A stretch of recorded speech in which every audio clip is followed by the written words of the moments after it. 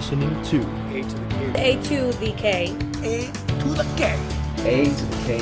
A to the K. A to the K Wrestle Talk Podcast. Check it out. Change your life. You'll be thanking me later. Here we are, week 36 of A to the K's Wrestle Talk Podcast. That's right. We've made 36. So, you are here with the Lunatic Fringe. Hang on. The Lunatic Fringe. It's me. It's Anthony. And as always, I am joined by the Freak. It's Carl. I mean, that's not nice, is it? Do you know what I mean? That's No, not nice. it's a good thing. It's everyone wants to be a freak. Super freak. A super freak. And we'll get onto that fucking shit show as we go in. But you know what, folks? We're back again, and someone is celebrating his birthday as of yesterday. So a big shout out to him. I've known this guy since he was knee high to a grasshopper. I remember him when they were changing his potty pads. Of course, he wasn't potty trained until he was 7. But we were tying bows in our shoes. Of course, yours are always tied together. But it doesn't matter, Mrs. Denton. Man, come down, making them sandwiches, throwing that bologna. I think it was like one piece of bologna, but it doesn't matter because I was hungry. But terrible Roddy Piper promo aside, tonight we have come here to chew bubblegum and kick ass. And do you know what? We're all out of bubblegum. So this is going to be a good show. It's going to be a good show. Segment 3, Anthony, don't we? So let's give a rundown of the show. Let's give a rundown, Carl. So, as always, we are going to cover the Ringside Report. We're going to talk all the latest news and rumours that's happening in the world of wrestling today and every other day previously. We are going to be covering This Week in Wrestling, in which we're going to talk about the big 4 shows, or certainly the big 4 to us, being AEW's Dynamite along with NXT, SmackDown and Raw. And our unique segments of the week, which we're going to put last this week because we know what we're like. We are going to introduce a segment we've been toying with for a while, and it's a little bit experimental still at this point. We've named it Whiskey and Wrestling. And it's essentially, A to the K unscripted. We have a few jumping off points, don't get me wrong, but we're going to just have a couple of drinks and talk about wrestling and whatever else comes to our mind, I suppose, really. So we're going to see how an off-the-cuff, unscripted format will go. So join us for that little experiment. But before we get into it all, Carl, should we talk the Ringside Report? As always, let's do it. And it's your turn to do the run-through of the headlines. Okay, let's see how difficult you've made it this week. So, coming up on the Ringside Report, Mia Yim, trademark on Mia Yim. Why every time? That is the headline, though. Okay. Yeah, all that and more coming up next. No, so we have Mia Yim, trademark on Mia Yim. Raw Underground, no more. WWE spy at AEW. John Cena gets married? What? And it's not to Nikki Bella. Benjamin Carter has chosen WWE. Interesting. WWE have been denied several trademarks due to a lack of consent. Let's not start the last one. So, Kay Hawkins to AEW.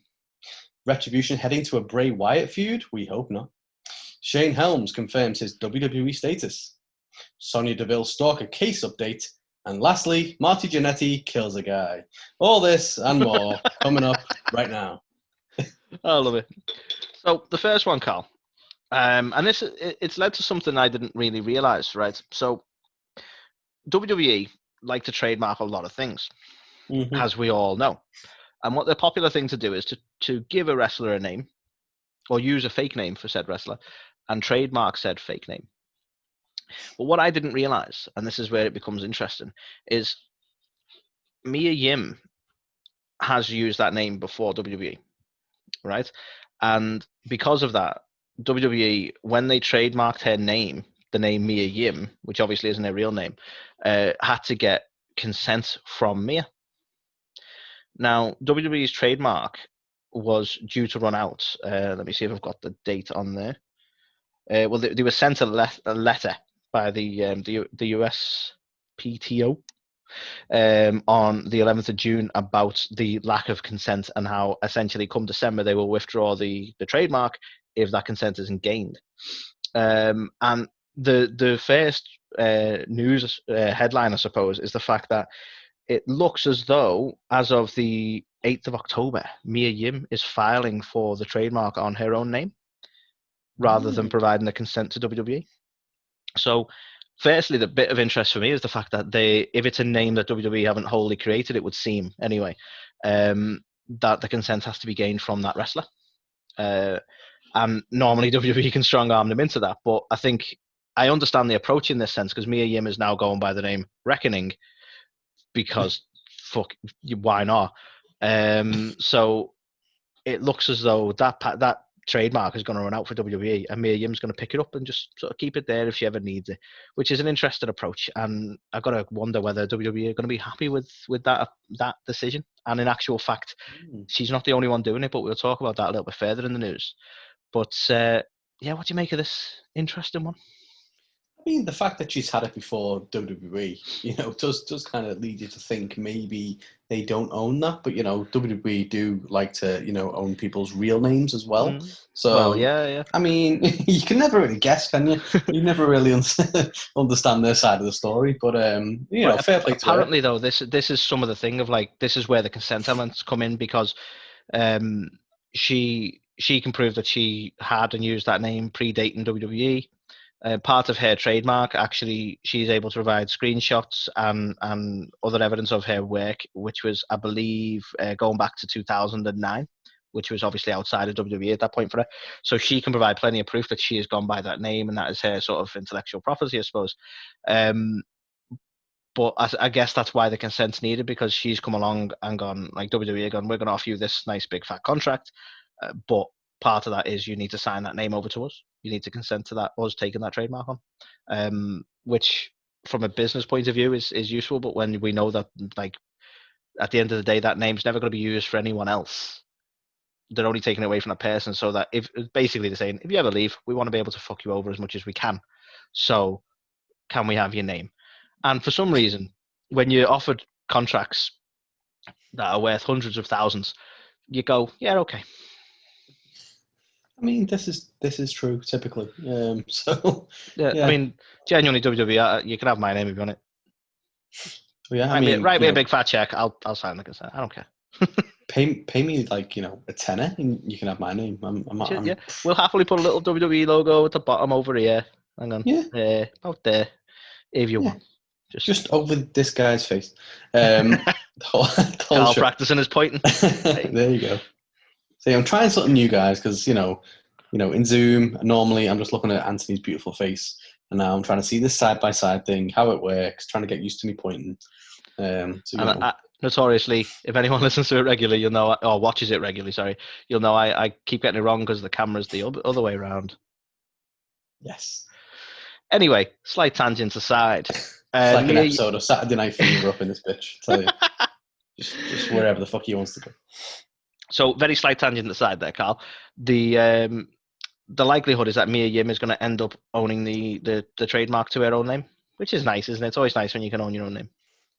Well, it is nice. It wouldn't surprise me if that was one of the contributing factors to why she's now called Reckoning or whatever the fuck she's called. But yeah, I think Reckoning. I mean, I don't care how many alleys you throw at the situation. There's some stupid ass names. What if you throw some Mustafas in as well? Oh, yeah, maybe a Mustafa. And there's the funny thing, like, it tells you how much of a draw Mustafa Ali is compared to the others when so far they haven't made him change his name. Well, yeah. Of course not. But speaking of silly, stupid gimmicks on Raw over the past few weeks and months, Raw Underground is potentially cancelled, Anthony. That amazing, incredible concept that Shane McMahon introduced way back when of shoot-style fights inside the Raw Underground basement of the fucking Performance Center, I imagine, that we're all meant to get behind, where there was a full-on ring, just no ropes, and that apparently makes it, gritty. Yeah, that's the gritty bit. Yeah, cage matches without a cage, I like it. So that was obviously the concept which they've been doing for a few weeks now, and I guess the last 2 weeks or so we haven't really seen it on Monday Night Raw. And initially it was due to kind of concerns over COVID and mixing, the audience from Raw Underground with the other talents and stuff who all get together. But apparently, our buddy Dave Meltzer, he's true to the source and he knows his stuff. Who's provided accurate information before. Yes. It's never been wrong. He writes things on Especially the not internet, about, and if it's on like, the internet, saying Bobby Roode's. I think that was him. true. Might have been Cornette. I mean, fuck yeah, who cares? Fuck Meltzer anyway. But no, I kid Dave. We like you really. Yeah, you are full of shit. But in this instance, yeah, I don't know. He has now noted that due to the recent WWE draft that took place over the last couple of weeks, they believe internally that the Raw Underground segments wouldn't quite fit as easily into the new show. Which The new show? The fuck is it? did they Why are fit they in the acting like first it's place? changed? I know, like, not only did, like the first question, did they fit in the first place? Did they shit? Like, the new question is, okay, you've drafted about 6 new people over to Raw because you're fucking bombing SmackDown, so is it really that much of a fucking This is what makes me, I was like, deal breaker? you've got 6 new, you've moved more people over the last year, non-draft, for no reason, than you've actually drafted.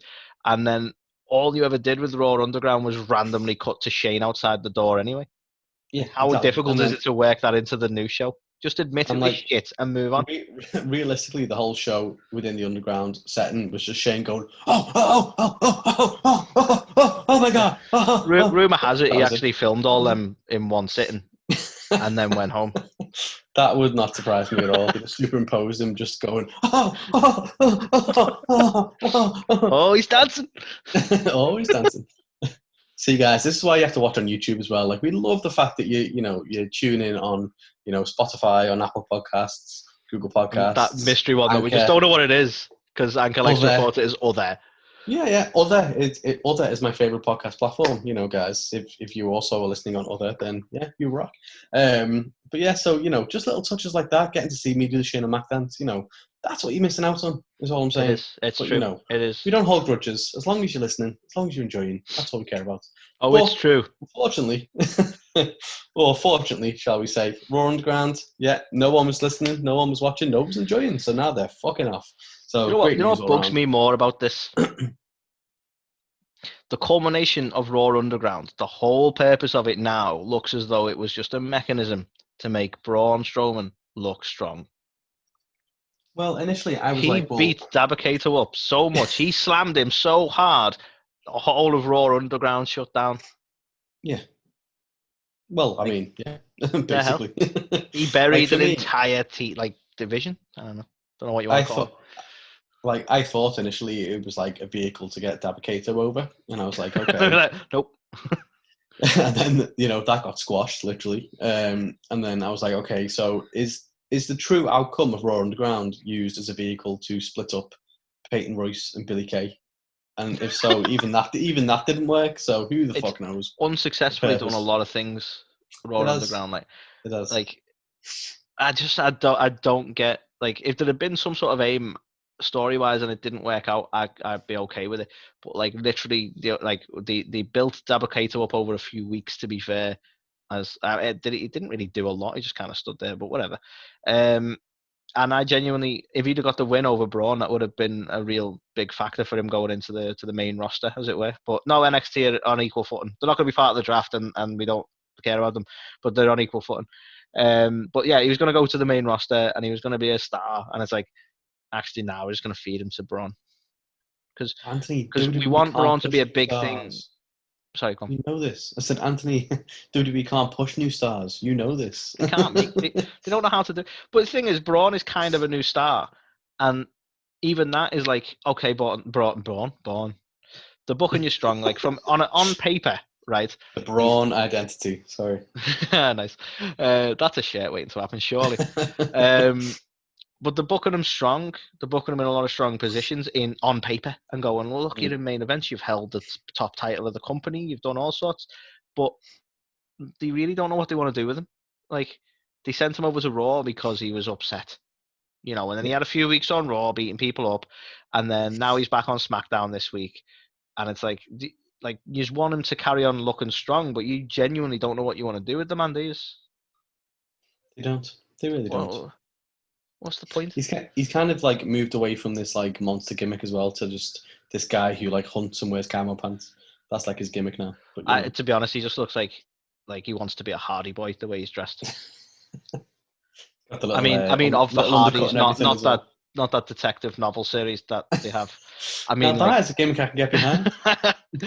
um, Solved case. Oh, yeah, great. but no, it doesn't. It looks like he's dressing like in like early 2000s era Matt Hardy. Yeah. You might as well be doing that. But and I would genuinely pay to see that.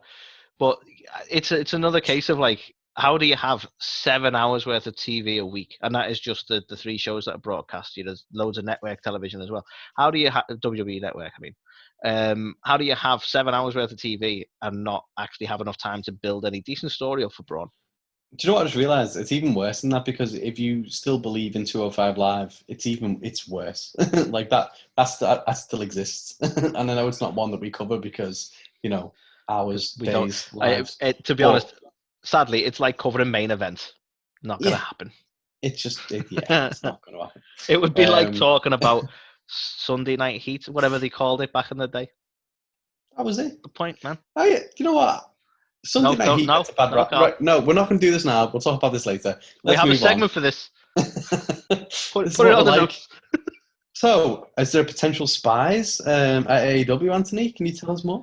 Well, it's interesting you ask, Carl. Now, do you recall the name Tino Sabatelli? I do. NXT standout. NXT standout Tino Sabatelli. Now, a lot of people might recall that he was actually released among many releases that WWE like to do a few months back, and surprisingly showed up pretty quickly on All Elite Wrestling. I believe done a couple of dark matches. I'll be honest, never saw him on there myself, but I knew he was there. He was around. He was, mixing with the people backstage. And whilst it was never explicitly said, there was a time period when stuff was getting spoiled on Reddit about AEW, like such as Eric Bischoff featuring on particular episode and so on. I'm still a bit feeling about that, to be honest. Yeah, not gonna lie. That would have been a lot better. And a lot of speculation come about who's the spy in the midst. And Jericho made it very clear that they'd identified the spy and that they were a WWE reject, and essentially that I'm paraphrasing Jericho because I don't know exactly what he said, but that they know who it is and they've dealt with it and they're no longer welcome at AEW. And it was largely believed by the likes of us that Tino Sabatelli was the one who was the spy. Putting the dots together, he was formerly NXT not too long ago. He was involved with AEW, and then suddenly wasn't. So it seemed fairly obvious that he was the spy. And then what's happened with Tino now, in a bid to squash those rumors that he is a no good show spoiling scoundrel, he's signed back with WWE. So there you go. They've actually re-signed him at a time when they need to make serious cuts and furlough people, which I'll get onto. So they've now re-signed Tino Sabatelli. So it almost makes it abundantly clear that he was the spy, and almost makes it abundantly clear that despite WWE's suggestion that they're not interested in AEW and don't look at AEW and they're not competing with AEW, clearly are keeping an eye on the product more so than just watching the fucking show. So yeah, what do you make of that one, Cal? We found the spy. We did find the spy. I think the fact that they've like re-signed them and stuff like so quickly, I guess afterwards, is them kind of being like, thanks for that. You can come back. You're good people. Yeah, maybe that's how he got signed again. Like, maybe he genuinely did release him, and he's like, "Well, I've just ruined like a few weeks worth of show for them. Can I come back?" Exactly. I mean, I would not put it past them, to be fair. But no, I don't know. I think the point you raised around, obviously in wake of all the cuts of a number of like top level executives and higher ups in the business, like Joe Briscoe and the like, that we covered the last kind of couple of weeks, to be bringing more people in and stuff at this point in time is interesting. And like, no offense to Tino, but he wasn't amazing. Like, No. I really liked his story on Breaking Ground and stuff, but at the same time, he's not. I can't see him kind of getting super over there. So it's definitely an interesting one. I think you made a fair point when you said he was a standout at the time. That's a fair comment. But like you say, doesn't necessarily mean he was going to be a big star with WWE just because of that. Yeah. Or AEW for that matter. But AEW obviously, and it's something we're really impressed with them for. They will give talent a chance, and I like that. They give independent talent a chance, which is awesome. So it turns out he's a bit of a knob. Anyway, Who knew? that's right, Tino. Who knew? You heard, lad. I mean, feel free, Tino, to come onto the podcast and dispute the fact that you're not a spy. Exactly. Feel free. By all means. All means. Please? No. So, Anthony, speaking of hearing things, if I was to say, ding, ding, ding, ding, ding, ding, ding, ding, what would you think? Hang on, sorry, I think my phone's ringing. What would I think that was? What would you think? I think your time is up. Yeah, the time is now for John Cena to get married. They were his wedding bells, I imagine.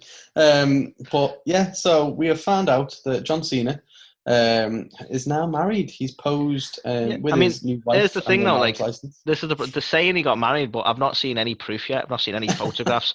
I've seen his wife kissing the air for some reason. Exactly, and like his wife holding this like this. Yeah, like it's a little weird, but yeah, weird. I can't see him. So how do we know he did? Well, by all accounts, Anthony, his time actually was now, much to the probably the stain of Nikki Bella. But let's not go into that. So he is now a married man apparently. So his wife, whose name I will not attempt to say, Shay S, shall we say, is so she Shay Cena. Yeah, Shay Cena has now been caught posing with John. Apparently, not that anyone could see him, with their marriage license outside the Hillsborough County courthouse. So apparently they got married on October 12th in Tampa, Florida. So yeah, if that is the case and everything, is to believe, then massive congrats to Cena. Apparently these guys have only been together since late 2019. So might say well-wind romance. Yes, potentially. In fact, no, I tell a lie. It's February 2019, so ignore me. That's totally different. Pretty much a lifetime. This isn't a whirlwind. This is more of a breeze. But so yeah, fair play. Obviously, congratulations to the pair of them. Cena's obviously been taking. And let's raise a glass. Let us raise a glass. To Jonathan and Shay. Yep. Yeah. Cheers, guys. Yay. Not like I need an excuse to have a drink, but there you go. Mazel tov. So yeah, that is all I had really. Congrats to John Cena. He's married. Congrats to John. So Carl, here's a random one. Apparently, the news is now broke that Benjamin Carter is signed with WWE.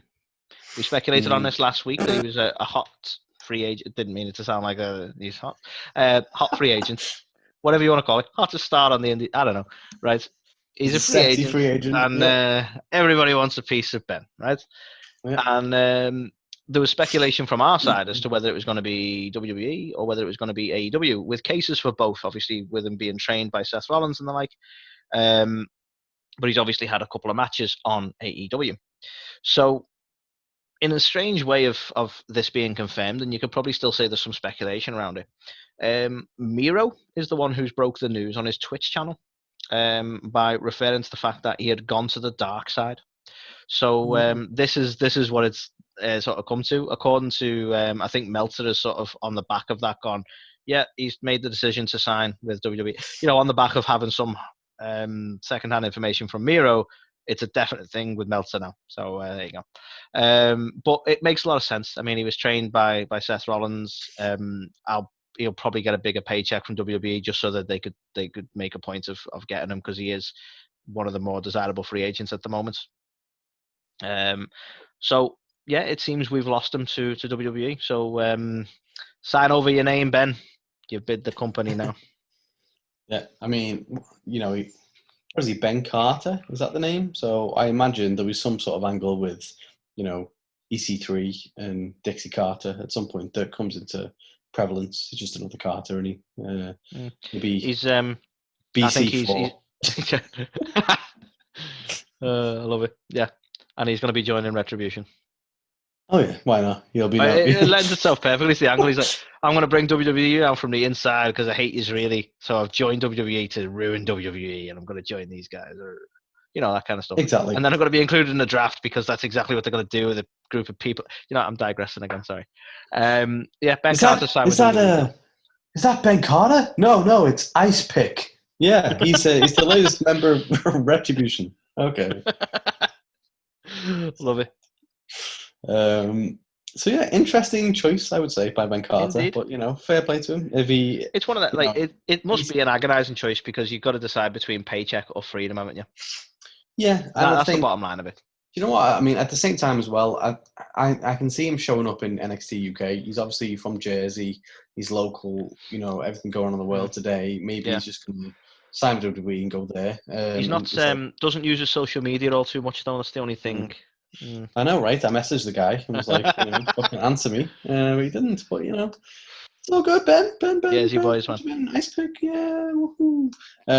So yeah, terrible choice, you prick. You're gonna regret this. And no, joking. Fair play to him. All the best. And as we know, typically with WWE, they like to remove people's last names. We had Antonio Cesaro, I believe, originally. Now just Cesaro. Did. So I'm thinking Ben. That's what you're going to be. Maybe with a 3 instead of an E, but you're going to be Ben. That's your WWE name. Wait, what's this? He is the... Yeah, okay, he's now called Ben 10. He's the 10th Ben, but it's Ben 10. Nice. I see no trademark or copyright issues with this. No. Damn it, we need to get consent again. Exactly. Speaking, Anthony, of trademarks and consent, and you see what I did? Nice. Come on. That was seamless. Come on. So impressed with you, Cal. So you mentioned at the top of the show around me and her challenges with, getting signed off on her own wrestling name. Yes. Well, there's been a few more challenges, as you kind of alluded to, that WWE is facing now with filing for certain trademarks, and a couple of those on the list happen to be the likes of Drew Gulak, Pete Dunne, Tony Nese, and the still unknown, unless you know any more than me, Justice. Who the fuck are Justice? We spoke about these guys a month or two ago. We did. Didn't they trademark that a while, or try to trademark that a while back? But now they're having to get consent. Exactly. Consent from who? You tell us so we can tell them to give you consent, because apparently they don't even fucking know. Oh man. So again, on the whole kind of consent, route, I guess it is. Oh God, how American was I? On the whole consent route. It's not a router. It's a router. Damn it.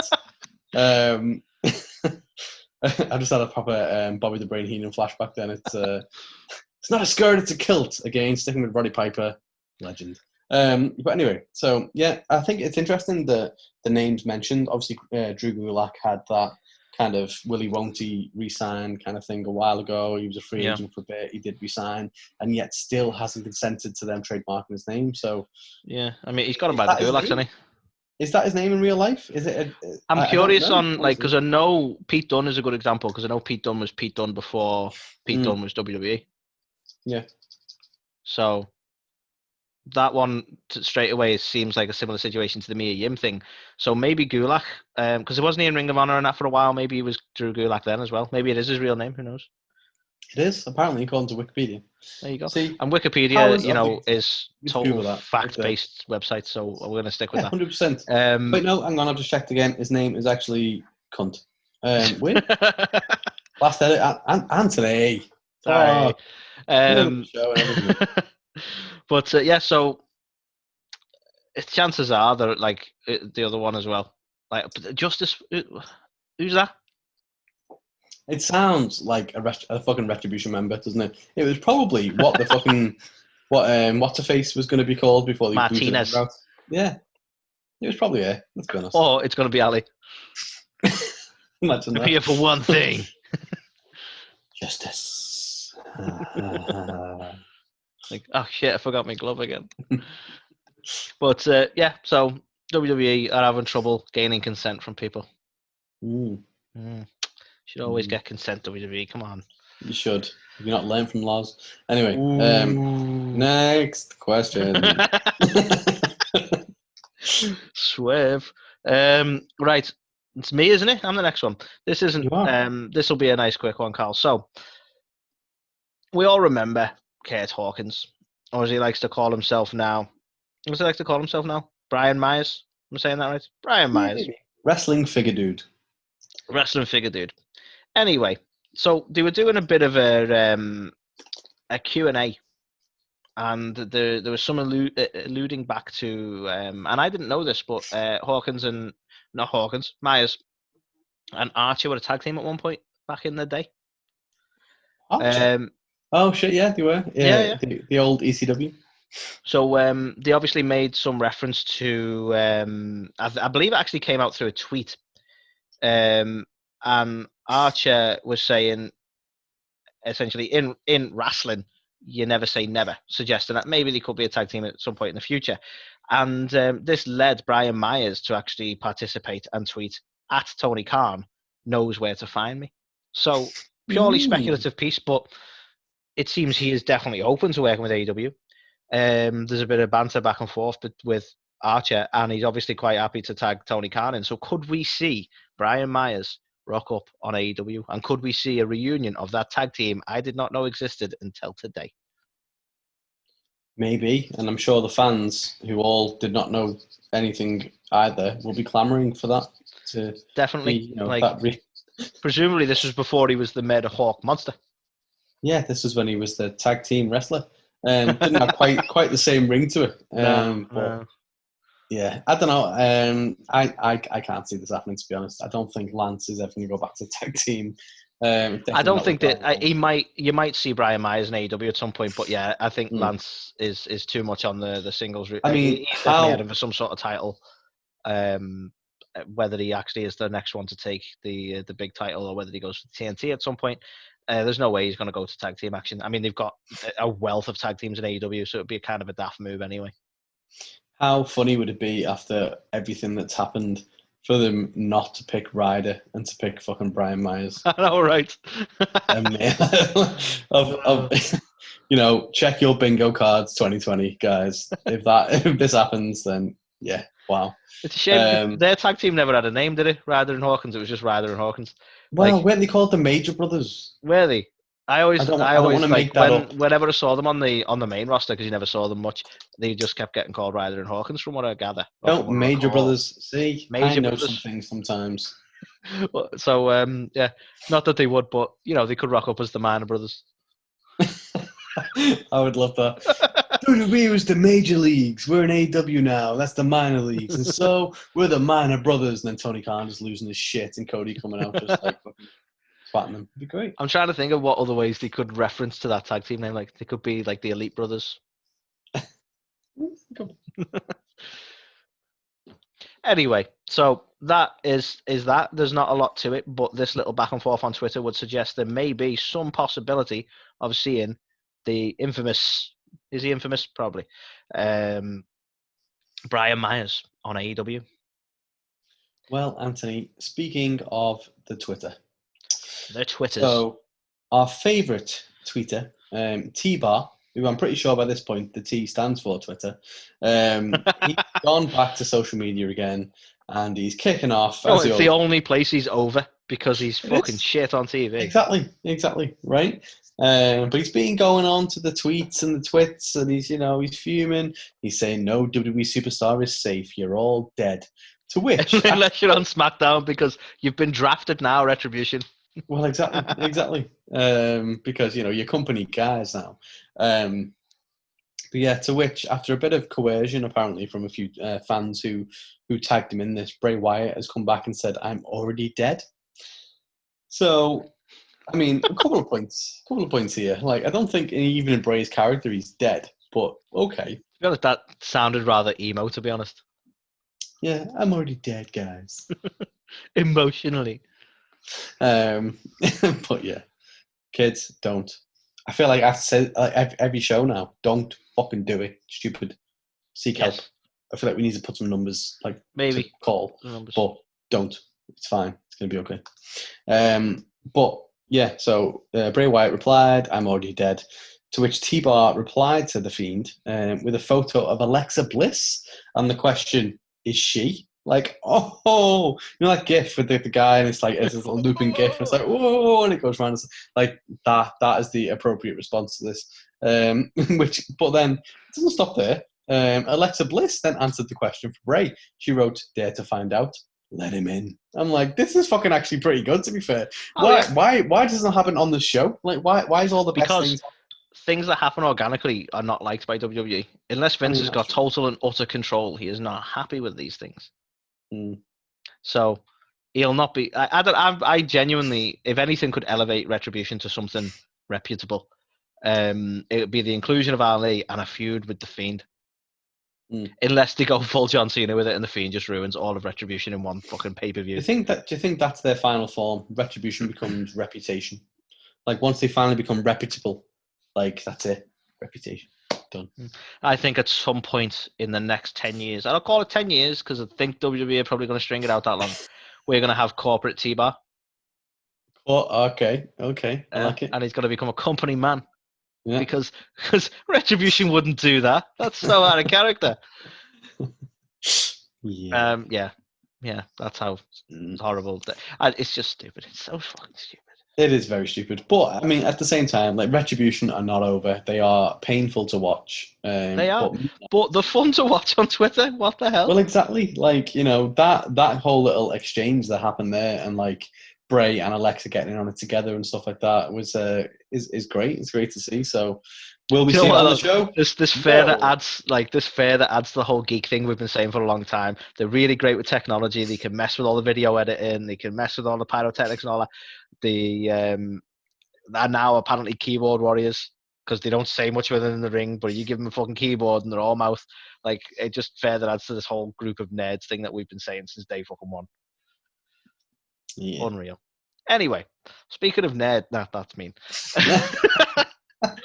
So I gotta do that. Actually, Shane Helms is ace.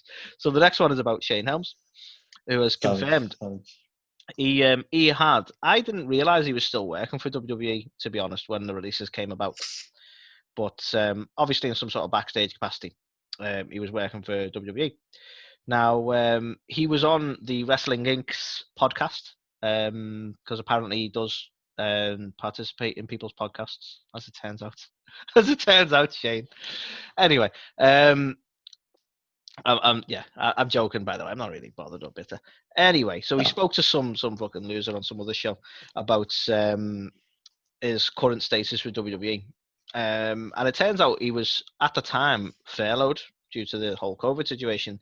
And has confirmed essentially on this podcast that he is still on furlough, so he's not technically done with WWE just yet. Nothing status-wise has changed.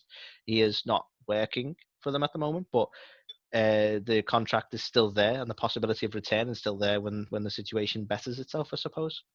So, I mean, what do you make of this, Carl? Because, you know, I always remember him as the Hurricane. I remember him as an on-screen star. I don't know how much he was doing in a backstage sense, but obviously everything's a lot more condensed at this point. So it makes sense that they're leaving a lot of those people on furlough. Do you think this is the right choice? For me, I'm baffled that he's still with WWE.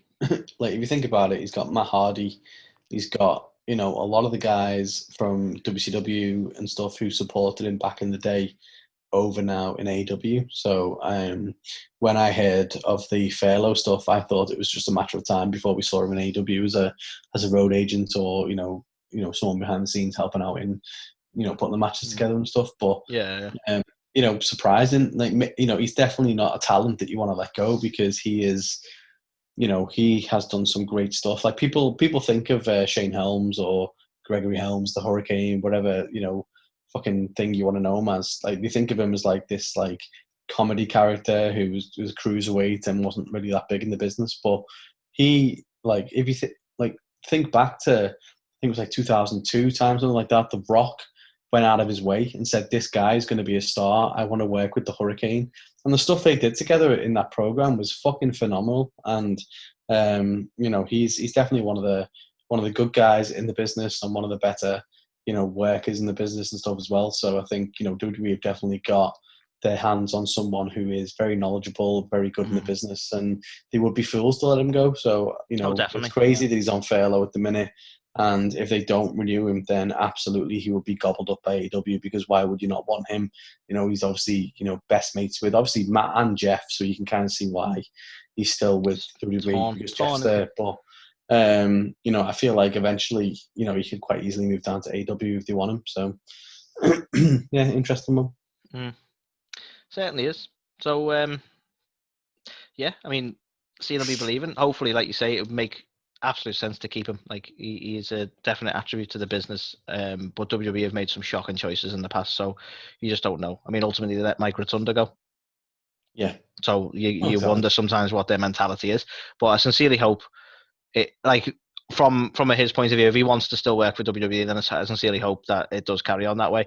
Like from our point of view, it'd be such a boom to get him in somewhere like AEW. So like it's a win-win for us in a lot of senses. But yeah, just we'll see what happens. We will. And so, unless there's any more after this, I'm not too sure. I have another one. You have another one. Okay, so thankfully this is not the last one, because obviously we would not like to leave it on a sour note. No, it's a bit of a sour note to end on, to be fair. Stuff, but obviously just a bit of an update really on the whole Sonya Deville Stalker case. So apparently, by all accounts, when he was booked and arrested, Philip Thomas, who was the stalker of Sonya Deville, actually supplied Sonya Deville's home address as his address.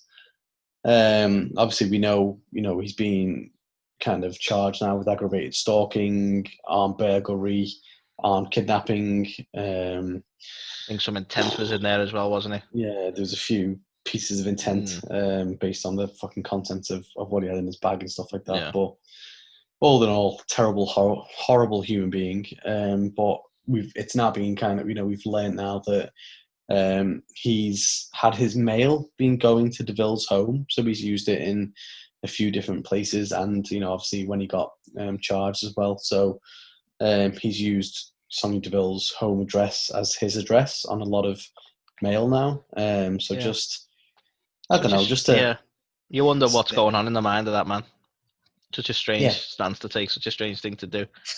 Like based on everything we know about the whole incident and stuff, like this was well researched. He was, constantly messaging her, constantly trying to get her attention. He'd stalked her. He knew where she lived. He knew the best night to do it. He knew that, Mandy Rose would be there, and he knew that he was gonna, potentially harm her in front of Sonya and stuff. And to then, after all this happening, to know that he's taken the steps ahead of that to have different pieces of mail forwarded to a house, and so, like, if he did get caught, that she'd still be reminded of it. Like, that's the thing. Like, my sympathy goes out to Sonya, like, for the whole situation. But even that now, like, that there's just those reminders sort of cropping up, and as much as the police don't want to deal with it, you can't stop everything, because I imagine he's got mail forwarded from all different places and such. It's just that constant sort of reminder of how much he tried to invade her life. It's just not good at all. No, he's a very, very troubled, very sick individual, and hopefully, whatever happens with him and with the whole case and stuff like that, I just hope Sonya is, able to get over it, because I think I've said every single time we've spoken about this, that, like, how disgusting, how horrible must it feel to know that someone was there, they knew about you and what they planned to do. Like, it doesn't bear thinking about, does it? So that's the thing. And the sad fact is, like, for all, like, there's millions, of fans out there who are just genuinely lovely people who are huge fans of her. She's been a big sort of speaker, pioneer for the LGBT community. She's got a lot of young girls looking up to her and stuff like that, and I just don't want this sort of thing to sour her from sort of making that return, because obviously she'll be well aware this has come from the fact that she has got that platform and that fame. It's where that sort of, but he is just one disturbed individual, unfortunately, in millions who just are genuine fans, and hopefully we get to see her return. Obviously when she's ready, but strange one. So, moving on as best we can, Carl. The last one I've got is really just, I suppose, a speculation in a way of a potential match coming for the next WrestleMania. And this includes two returns. Two returns, Carl. Can you believe it? So the first one, is the fact that it is heavily believed that Ronda Rousey, who hasn't been seen on WWE television in some time, but is believed to still be under some sort of contract with WWE, is reported to be expected to return into the ring. With the idea being that this will, I don't know exactly when she'll return, hopefully in a few months coming up to WrestleMania. But the idea being that she would then be able to go up against Becky Lynch, who is expected to return in January-ish, according to Vince. Okay. So we've got both stars coming back and then heading into potentially a feud together. This is sort of fueled by the fact that we've seen Ronda on social media posting about the training she's been undergoing and so on like that. We know that she's sort of retired from UFC, so the likelihood is that the training is for WWE and they return in that sense. And obviously Becky, she was always coming back, and presumably that is the sort of the notice maybe that she's give Vince as to like, yeah, I'm going to have some time with the baby, obviously, and then we'll be due back January time. And obviously Becky left as such a big draw. Ronda left as a heel, as I recall, so it'd be interesting to see how they book it going forward. But that's a straight away. It's a big draw and a big money match. There, you don't even need to do much build for it. That's going to get the eyes on it. No, I think at the last WrestleMania, well, not the last one, maybe the one before that, when it ended up being the triple threat. Oh yeah, we had a triple threat with Charlotte, Becky, and Ronda. Yeah. So it was always intended to be, or at least in the fans' eyes, it should have been Ronda and Becky. Like those were the two that earned it, and it was meant to be that. Sadly, yeah, it was that sort of thing of like WWE are just so big on Charlotte at the time, weren't they? And Charlotte just got like fucking thrown right in there. So I feel like this is the match that the fans were promised those years ago. So I think to your point though, like Ronda left as a heel, but if she comes back, I imagine she'll probably be brought back as a face, and then we could end up with like Becky coming back as well, and then the fans may be shitting on Ronda or what, but it could even go face v face. Well, that's the thing. We do get it, and we do get it when it works. And this is one instance where I think it could work really well. They both come back. They both come back with big personalities and really popular with the crowds, and just have a hell of a match. There's nothing wrong with that.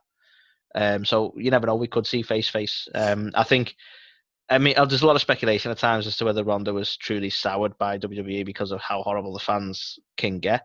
But I think that was just part of her being the heel character she was, being soured with the fans. But it'd be nice for her to come back on that tone of like getting the appreciation and the fan support. And I think genuinely, I do think she'd get cheers if she come back now. Yeah, definitely. So there you have it, Carl. That's my last one. Two major stars returning. That is exciting though, to be fair. It is. Yeah. I was doing it as me clickbaity. Like that's the clip I use. Two major stars returning. Find out who. Who's it going to be? I don't like to do it like that, so it's Ronda and Becky. There you go. But that is it for the Ringside Report this week. Mm-hmm. So we will move on shortly to This Week in Wrestling. We'll be kicking off with Carl doing the Raw Report right after this break. Hey everybody, this is Thunder Rosa, and you're watching or listening A to the K.